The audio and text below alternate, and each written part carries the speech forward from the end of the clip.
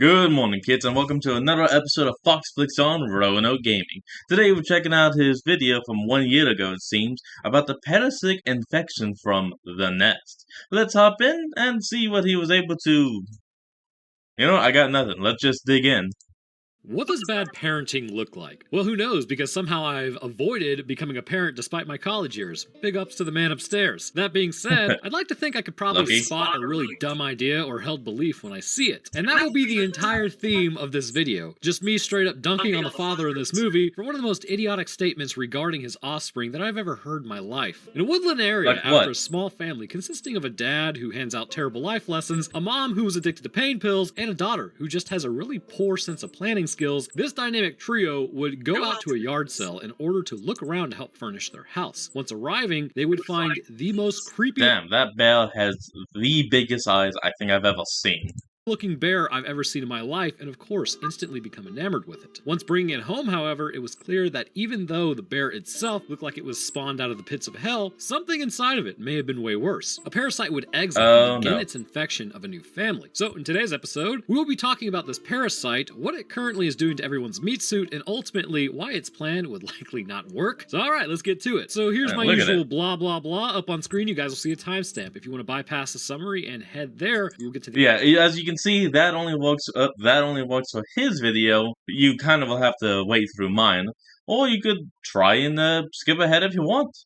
The actual parasite, which we'll be discussing. But I warn you, you gotta see this dad. It's something to behold. But for all others, let's talk about why when a teddy bear's crotch opens up, releasing the horrors of something unknown, your first instinct should probably be to yeet that thing into oblivion and run like you have a purpose. So we open up our story at a garage sale, which, if you aren't familiar with those, basically you bring all of your crap out on the front lawn, spend hours doing it, sell like a third of your stuff, move the rest back into the garage, and wait until the next time you move to throw it all away. Classic. But as the shop pans by, we get a view of a mountain of stuffed animals with the old teddy bear sitting up top. As the family enters the driveway, the mom is instantly saying that this isn't a good idea. I mean, what's wrong with buying other people's stuff? That will invariably become your own junk? Kinda sounds like a win-win. But we get some exposition on how they just moved into the mom's uncle's house as he passed away. Meanwhile, the owner stares on without saying anything, definitely normal. And then finally, Meg finds the bear. At this point, the old man comes over and starts telling her how it's a special bear, and also starts body language-wise acting really weird. Beth motions for Jack to come over, and he does, and the guy says that the bear is free for her. Well, inside of the domicile, things are absolutely terrible. A girl shakily walks back over to another person sitting in a chair as she coughs up bugs. The other family has gotten completely shreked by these things. Okay, so now we're getting to just witness the otherworldly levels of father wisdom being dropped. We get a conversation between Beth and Jack. Basically, she was crushing on some substances pretty hard, so they moved out here to sort of restart. Meanwhile, Meg is playing with Sir Creeps a lot in the wooden playground. The thing is making noise. Weird, because there's no batteries in there. So back to Beth and Jack. Okay, so presumably Beth had to lie to her family to keep her habit a secret, right? Well, Jack ends up apologizing to her while she's apologizing, and he says, "Beth, you're one of the most honest people I know." Dude, what? Isn't the act of hiding something a lie? But don't worry, this dude's got a ton of these moments. You know those nobody would ever say this in real life, so kind of strap in for that. So as Jack continues to butter up Beth hardcore, Meg ends up running into the woods after listening to her teddy bear, and we're going to talk about why this makes very little sense later. As she holds the bear, Teddy wants to be more— I mean, as you said earlier, it has a bug in it, so unless that bug somehow can speak English, then there would be no way for it to tell her, "Go to the woods. So it can just be us." No one would ever say that. Friends. The parents begin looking for her, and as they do, Jack says just this brilliant thing. Yeah, well, life will teach her some lessons. Dad, you're supposed to be teaching her about the dangerous lessons so that life doesn't have to. Is that not the whole point of parenting? Like, if you're a child running around and your parents grab you before you go and poke a tiger, was life supposed to teach you that poking tigers was bad? All I can say is friggin' brilliant. Anyhow, back at the old garage sale homestead, we see the old man is getting ready to take out the woman in his house. Looks like maybe she was the nest. See, I said it. And as Meg lets out a scream, her parents find her bleeding from the mouth and begin screeching rather than immediately calling 911. I know I'm dogging on the parents, but it's just that kind of episode. Stick around. It'll be fun. So now we get a bunch of creepy drawings, which, if you didn't know, that's how kids communicate, actually, when they can't seem to do it verbally. So always pay attention to those. And if you want something that's fairly interesting relating to that, it is hypothesized now that cave paintings may have actually just been bored cave children, and that the parents were not responsible responsible for it. I mean, it makes sense, because unless you are an artist, like as you grow up, adults really don't find themselves drawing too much. But as a kid, most of us did. So there's your random hypothesis for the day. Okay, so like 6 weeks later, it's now Christmas time. And for some reason, bowls of sugar are everywhere. As Meg types on her tablet, she still has this creepy bear that was covered in blood from earlier, and why the parents made a point to grab that thing, deep clean it, and then give it back to her is beyond me. So we jump over to the parents currently at a dinner date. That could have even helped kill the bug with a deep cleaning.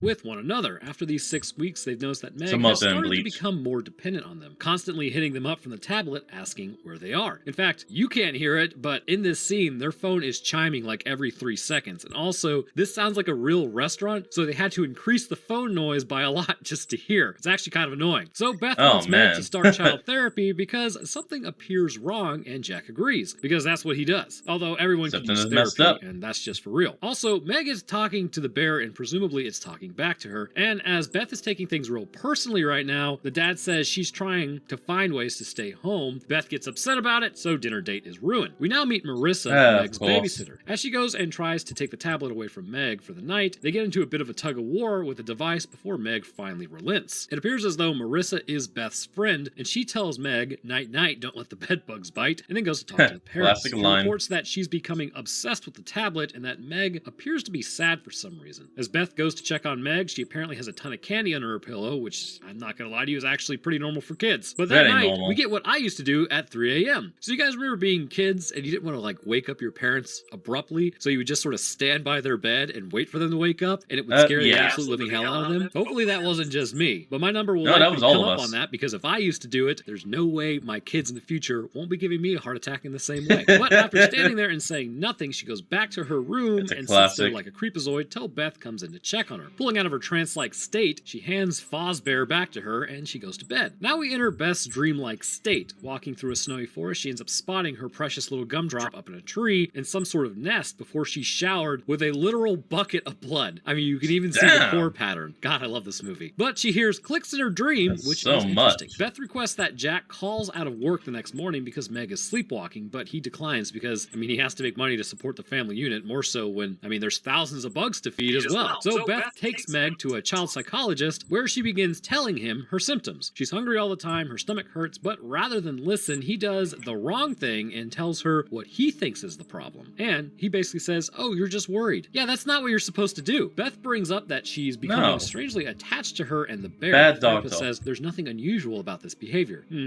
Not so sure about that one, my man. The therapist does the right thing and recommends a competent psychiatrist, suggesting that she may have anxiety. Megan attaches to Beth's arm. She's not trying to go to class, and I feel that back when I was a kid. She was having a tough time listening, and as Beth tries to tell her to go to class, she eventually just has to like bail out like a bad date. We now have this interesting interaction between a girl named Billy and Meg as she is antagonized. Meg pushes her as the bug leg comes out, and eventually Meg does go to class. At dinner, Meg appears to just want to eat sugar. The parents are also kind of like tiptoeing around her. Just for your information, you're supposed to be your kid's parent, not their friend at that age. You can be friends when they get older, but these parents don't appear to enforce anything, so now it just seems like she's defiant, but in reality, the bugs don't play along the same social lines as humanity. Later that night, as Jack is knocking back a few... I can say this, that bug has definitely done something to her head.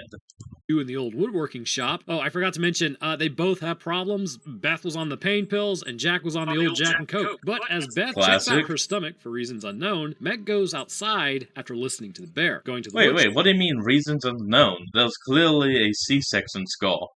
Shop, Jack looks over Even I can see that. She then raises the bear as something exits it and enters Jack. The next morning, Meg is putting a ton of sugar on her food. Can't fault her for that at that age. But Beth gets a call about a job. As she turns around, Meg tells her not to leave her. Meanwhile, Meg later isn't looking too good in class. Then back at home, Beth straight up finds a puddle of blood in the woodworking shop, doesn't investigate it. I mean, I guess that's normal. I mean, there's no cars parked in there, so you know it's not trans fluid. But as the therapist talks to Meg, having pulled her out of class, she makes this clicking noise. He asks her if she made that sound, to which she says she didn't, but she knows that she did. She ended up pulling some of the skin off his arm in the process of holding on, which appears to have been a struggle for control. Ooh, the implications. Later, as Beth talks to Jack about the job proposal, he starts saying that she shouldn't leave because she needs to focus on Meg. She's a little confused, as this should be a good thing for both of them. So he starts getting frisky in order to stop her from leaving. I mean, is it really going to be that large of a delay? Also, the freaking bear is watching them go at it. The next morning, Beth goes goes to check on Meg and then finds all of her stuffed animals have been split open, so that's a good sign. As she goes to drink coffee after, she spills some, goes to clean up, slips on the bear on the stairs, and then smashes her head into the ground. So now we begin seeing the more malicious side of this infection. Well, I guess technically it's more malicious. Jack awakens Beth and says they took her to the doctor, unconscious, and he prescribed her pain pills. So first, I'm pretty sure a doctor would have kept the patient there. Second, with her history, he definitely would have not prescribed pain pills out of the gate. But luckily, Beth has a head wound, so her brain is currently scrambled. She attempts to stop him from giving it to her, but she relents, finally trusting her family. So now Beth is feeling pretty good. As she falls asleep, she has another dream hearing something like a cicada. She grabs the bear as Meg says something and then runs off into the woods. Meg is coughing up something, and Jack is kind of getting creepy with Marissa. And then as Beth looks at the bear, she sees Meg has gotten got and is laying on the ground. Waking up, Jack is sitting there like a total weirdo, so now this is turning into a misery situation where he won't let her out of bed because he loves her. Jack gets a text and bounces out. As he goes and sits on the couch next to Marissa, who has also gotten got by the bug boogaloo, the therapist has called Jack in order to get in touch with Beth. He ends up going to the therapy office and brought the bear with him. I would be a little weirded out by that, but also so is the therapist. He talks to Jack about how Meg is missing school, and Jack retorts that Beth is sick. The therapist then says that he has to file an incident report because of the physical damage to his arm. Jack then threatens the therapist, saying that they were alone in the office together, so maybe that's why Meg hurt him. Jack breaks down before slamming the therapist's head into the desk and infecting him. Man, I'll tell you what, that went sideways pretty fast. Also, the bear is really starting to gross me out. Now, basically everyone around the family and in the family has now been infected by these things. Bug Marissa begins vying for Meg's love now. Also understand this is the bugs talking at this point. Human consciousness is quasi taking a back seat, but they are basically just discussing how to get the mother to stay entire. My question is, why don't they just infect her while she's passed out? No idea. So at this point, the family is on an exclusive sugar diet and living in squalor. Marissa puts some pain pills in the OJ and then brings it to Beth as Meg delivers the package. Also, nobody in the family is looking healthy, probably because all they're eating is sugar. Beth attempts to get up and ask Meg for help, but Meg pushes her back down as Marissa enters. Marissa ends up basically scolding Beth and tells her to give her what she needs and that she should do her job. That's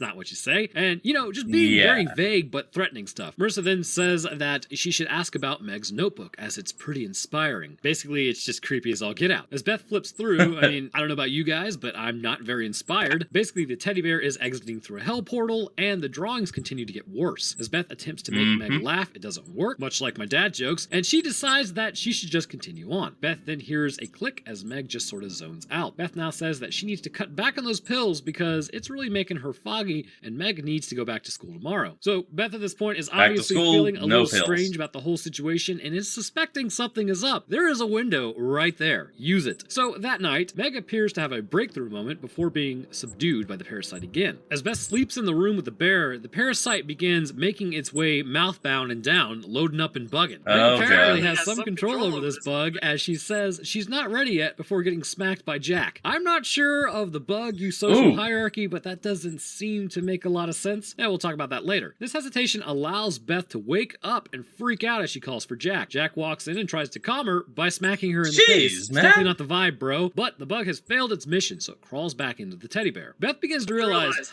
maybe something is up with all this. Maybe just a little. Destroy the bell. She gets up in the night, and as she can't sleep, she walks in the living room and finds Marissa and Jack both having something in their mouth. Jack says that she's hallucinating, which is interesting that the bugs are using prior knowledge against those who they've infected. Marissa begins gaslighting the absolute hell out of Beth. Buzzword I know, but there's really no other way to call it. Beth demands Marissa leaves. She does. Beth then tells Jack that he needs to leave, but since he's already enabled PvP, you may just have to pull out the old force multiplier. Mr. Saturday Night Special. After all, there is an old saying, the Lord may have made women and men have different strengths, but Samuel Colt made us all equals. Meg says that she doesn't want Jack to go, but he relents. Is that the guy that made the false gun? Most likely. And then walks out into the snow in a t-shirt and very light pants. Very good. Later that night, Meg continues to watch Beth like a creep before going to the door and seeing both Marissa, the therapist, and Jack outside of there just standing. As Meg goes to get Beth for her medicine, Beth declines the medication and decides to go to bed with Meg. Beth begins saying that Meg needs to go back to school and Beth needs to go back to work, blah, blah, blah. We've all heard this before, and that they've all been home way too long. Well, as she does go to sleep, I think Meg basically just gave her like a ton of pills while she was sleeping. screaming, so Meg gets up and drags all of her stuffed animals out as Beth sort of stumbles around as she's not doing so hot. As she walks into the closet, she finds this weird shrine of stuffed animals with a central chair for Beth. Jack then appears, smacking her in the head with a metal bar, and this would have definitely ended her, but somehow she survives. I mean, your skull not supposed to take a hit like that. Beth wakes up tied to a bed, except for one arm, which is free, and as the infected talk, they say it's not time yet. Basically, they're just keeping her straight drugged up at this point. As she talks in her current state, she tells Meg that her personality is great and that she knew she would take over the world. Or, you know, maybe you're right. Then we get the usual spiel about being a better mother, her failures, all that. Meg responds by saying she just wants her to be like her. Beth at this point seemingly wants to join the whole family and takes her medication. It looks like she's realizing that something is off with all of them. Meg says it's time for her to shower, and as she goes and sits in there, Meg hands her the creepy bear. Also in this movie, like, the music actually literally covers up the dialogue sometimes. It's pretty funny. So Beth gets the bear, realizes there's something in there, and instead of yeeting that bear, she opts to just basically hold it, screech, and then be infected by it. Absolute Chad move. So now she's infected. Look at that. Later that night, as the family all stares with relatively blank expressions, and also the therapist, the plan is finally coming to fruition. They begin sewing up bugs in all the stuffed animals to continue on their domination of the surrounding area, with Meg finally losing that creepy teddy bear. She goes to eat her feelings in the basement with her mom. Jack has set up a yard sale sign and brings out all the stuffed animals. Meanwhile, Mom in the basement has apparently become a literal nest for these creatures. I don't know, seems like out of all the others, she kind of got the crap end of the stick. So as a family arrives, of course the little girl picks out the creepy teddy bear. As Jack has now become the weird dude, Meg starts to feed Beth so that she can create more, and apparently everything from here is just going to go from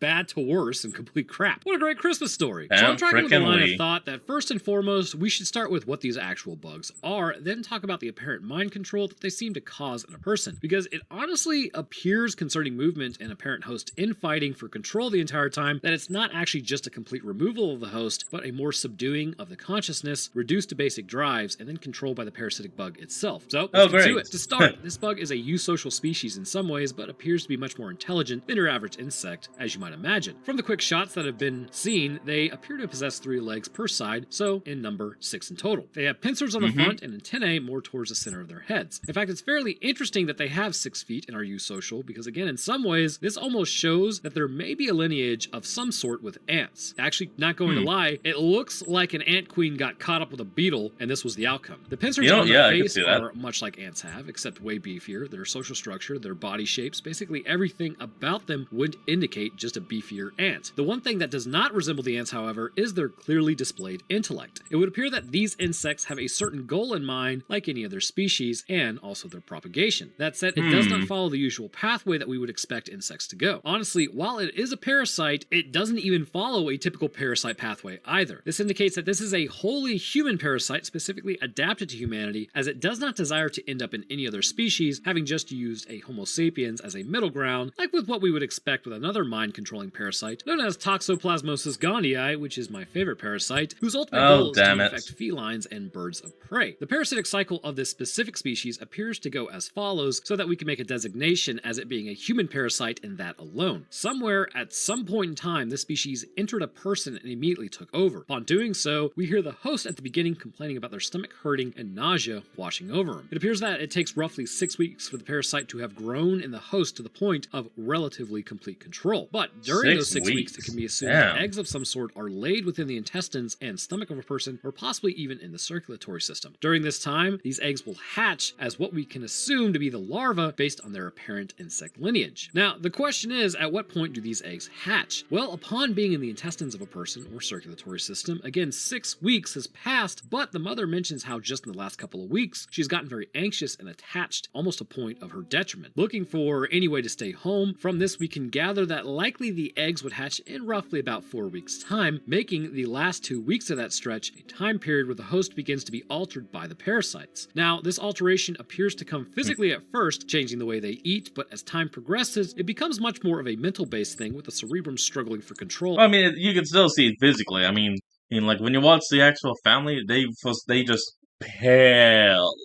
Like they have almost no blood in the body. Against the parasite as the body is more and more taken over. So, what is happening shortly after this species hatches? The larval stage appears to be critical for this species and its ultimate control of the human body, but even then it is incomplete. Once the adult has entered the body, laid the eggs, and then ultimately hatched about a month later based on context clues, the adult that originally infected the person still hangs around within the body and exercises control to less of an effect. This may be because of the intricacies of the human brain and its operation. Something as large as an adult parasite that we have seen entering the brain would cause nothing but destruction. There would be no brain left to operate or influence, as any movement would immediately result in necrosis of brain tissue due to compression. So, what is the adult doing during the initial stage then? Well, judging by the fact that when an adult is infected, they are quickly taken over and influenced right away, seeing as they are actually rendered unconscious and there appears to be a fair amount of blood, I would say that this creature is burrowing to a degree inside of the head of a person, but not within the brain case itself, as likely the skull provides some protection from the intruder. However, this does not mean that it is in any way, shape, or form the brainstem only. You see, right at the back of your throat, if you could see just a few centimeters past that tissue, you would see your spine is right there, acting as a bridge to the rest of your body, relaying commands from the brain, and being a massive target for this species. However, there really isn't all that much tissue to burrow into, so it goes to the next best place to house an insect of this size, the nasopharynx. The nasopharynx resides just above the roof of the mouth and to the back, behind the nasal septum. Here, the creature could quite literally reside within the warm, moist area behind your nasal passages. You could still breathe, it wouldn't be blocking your windpipe or anything, and it would only have to dig a very small amount in order to reach the top of your spine, where your brain connects to your brainstem, seeing as it's at the base of your skull. This is why I believe the adult isn't actually entering the brain case, mainly because the brainstem is in the way, and if it destroys that, the host perishes. But the base of the skull creates an area that the creature is also not able to dig into in order to get to the brain, which, again, we will get to the larva here in a moment. This area of sequestration would also allow it to exit the mouth and communicate with others of its own kind readily and exchange information, which we have seen them doing on a regular basis. Then quickly retreat back in if another person approaches. Once firmly embedded in this area, the tissue protecting the spinal cord would be peeled away, which is likely done within the first few seconds. The adult parasite has access to the spine and spinal cord at this point. Then, which if you didn't know is actually possible, rendering a hit to the spinal cord directly in any way, more so that high up, can cause involuntary firing of the neural tissue. This can render a person unconscious from mechanical pressure. Any lower on the spine, and this may just result in likely tingling or paralysis. But by applying pressure to a specific area, it allows the parasite to render the host immobile as it descends down the throat and lays the eggs. Once the eggs are laid, it will travel back up and take control of the host to a degree. We see in several instances shortly after the process has begun, such as with the father, the person will snap back to momentarily and wonder why they did something or recognize their actions may have been out of character. This implies two things. The first is that even while the parasite is operating and controlling the body, the host cerebrum is still operational, and because of this, they see what they are doing. The second thing this implies, however, is that the host is not aware of the infection and that they are being controlled, and because of this, it takes them doing something way out of character in order to regain control of their meat suit, even if for a moment. This means that the brain is capable of overpowering the influence of the parasite, but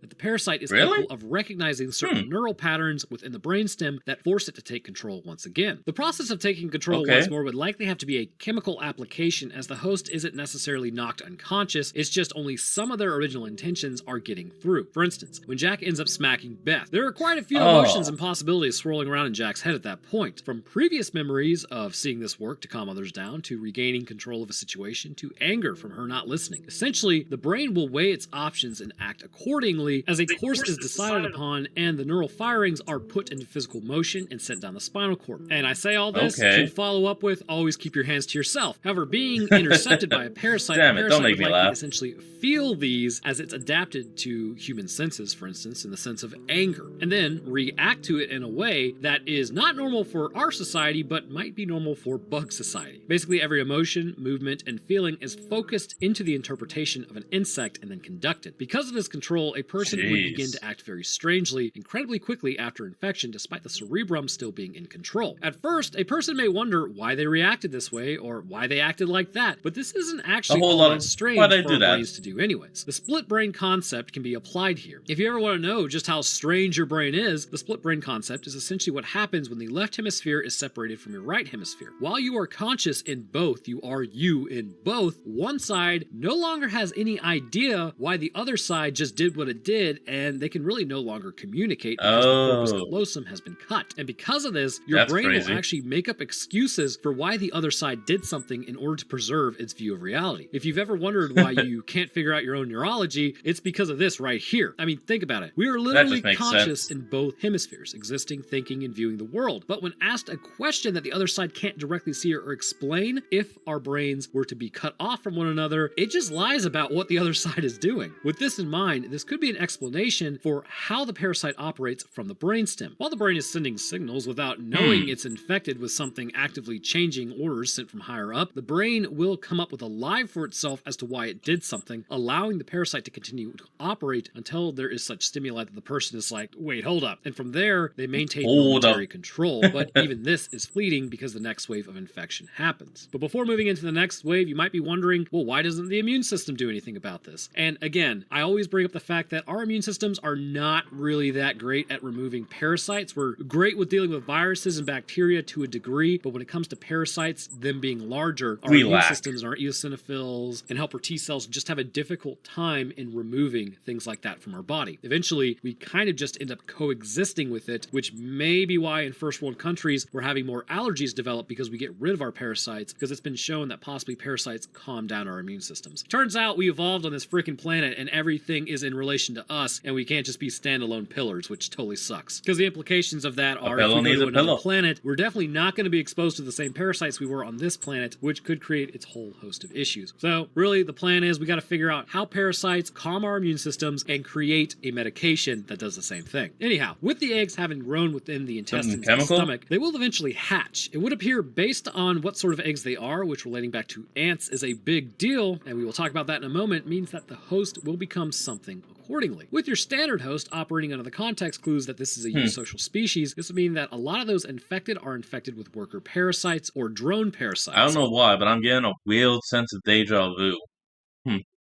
It's probably just my brain tricking me. Let's go. Their job is to prepare for their queen so that she can lay more eggs and become, quite literally, the nest. This is indicated by the mother of the family, as seen with the two families so far, becoming completely inundated with eggs all over their body and used up. And again, there is a reason for this, which we'll go over. For the workers, however, they too can lay eggs, but these are for control of one host rather than propagation of their species. Although, if they do take over a host, they are propagating their species. Exiting their eggs, they will enter the walls of the intestine and stomach, where they would be able to enter the host bloodstream more effectively. It is also possible, again, during the process of laying these eggs, they are just put into the bloodstream and circulate. Once there, they will circulate in the body and all around, as much as like how the mother of the family becomes covered, but unlike her, they will not appear on the surface, instead likely congregating in the brain either as eggs or newly hatched. This is where we can see a large shift in host consciousness and perception. Once entering the brain, they would bypass the blood-brain barrier either by being so small that they can get through, which a parasite may follow this pathway, which is toxoplasmosis, by infecting immune cells and then entering the brain. Or they can force their way out of the circulatory system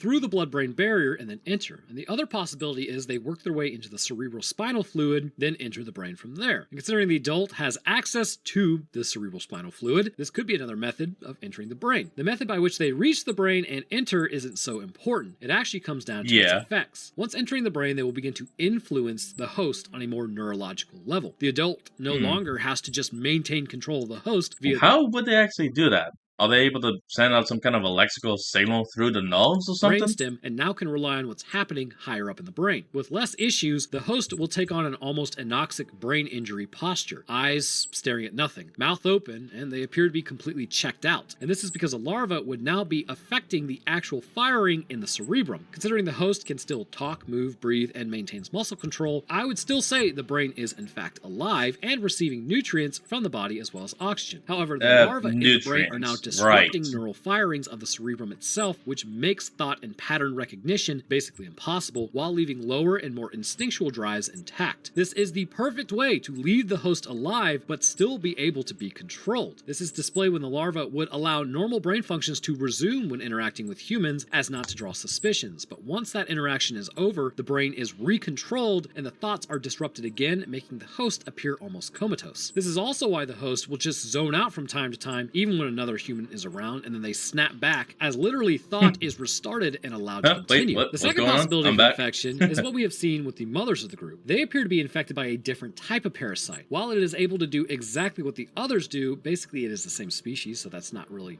that surprising. They in turn cause the infection to spread much different across the body. And this is why I believe it is possible the eggs are laid within the circulatory system as well, as when the mother is infected, egg pods will develop in the skin and all over the body. She is continually fed sugar by the worker versions of the parasites who have infected their host body, as she will create more and more worker parasites. So then, what's the difference? Well, we have discussed this before, but again, eusocial species, which means that they have a queen of some sort, and instead of going to mounds of dirt, they just instead treat human bodies like mounds of dirt. The queen will go off and have a new colony arise from one that branches off from the original colony, which in a lot of cases is exactly how new ant colonies are formed. Basically, these creatures, that is what happens. A parasite in us, really are just beefy ants. The queen structure creating a ton of young, the ability for workers to lay eggs still, but to be different in their effects, and the eventual new queen that will go out and begin a new colony all line up perfectly. So then, how does this process work? Because after all, this is a science channel, and anyone still listening is here for the knowledge. It's known as haplodiploidy, and this appears to be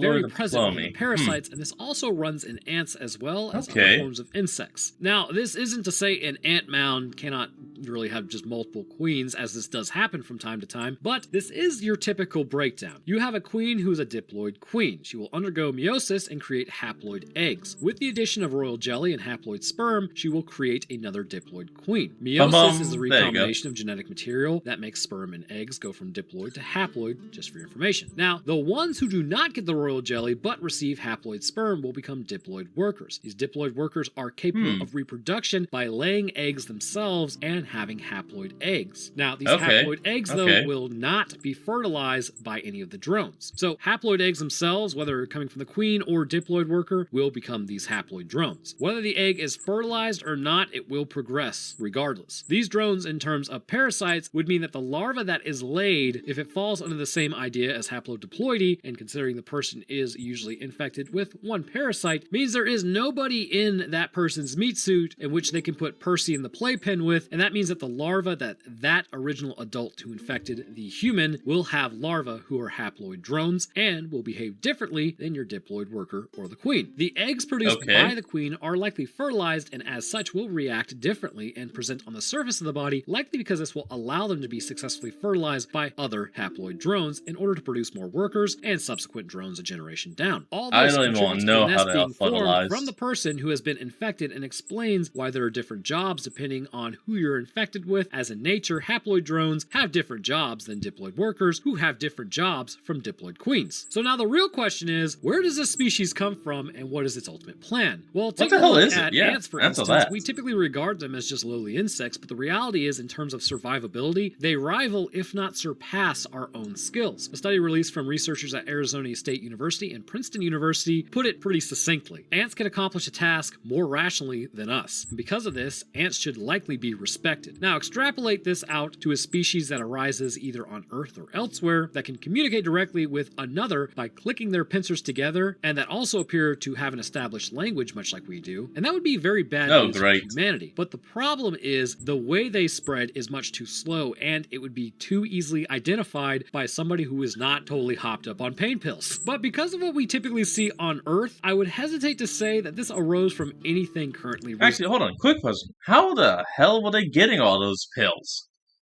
They said they took to a doctor, which obviously wasn't true, but where did they just get the pills? Did they have to infect some pharmacy person, and then they were just given the pills?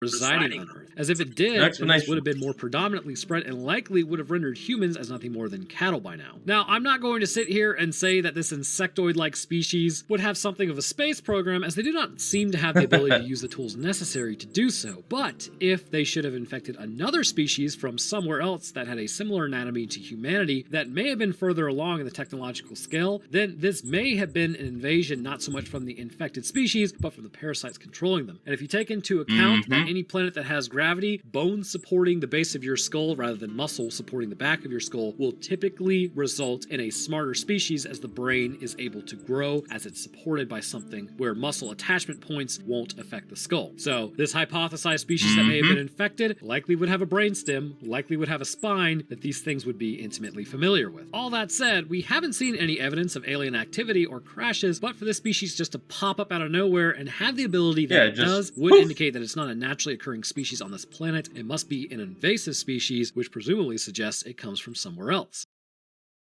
Oh, and I guess that's the end of it. Was not expecting that to just end so abruptly. Well, folks, that's going to be the end of today's video. I hope you all enjoyed this. Remember to like, comment, and subscribe for more. Link to the original will be in the description below, and I'll see you folks next time when we flick on. Peace out.